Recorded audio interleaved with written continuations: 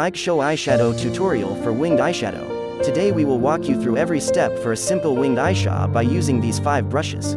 They are E828, eyeshadow primer brush, E812, blending brush, E811, blending brush, E832, small smudge brush, E815, pencil brush. Apply a small amount of eyeshadow primer or concealer to your eyelids. Use the flat brush to blend the primer gently outwards. Make sure the primer is even. This is a fluffy blending brush E812, dusting a small amount of translucent setting powder over the primed eyelids. When setting the base, you can cover the creases at the same time. Then I am going to use this blending brush to apply a magenta eyeshadow. Blend the product in a small motion to the eyelid like this. Apply the color from the inner corner to the area under your brow bone. The next step is to apply the wing. To be continued. Follow at EIGSHOW Beauty to explore more.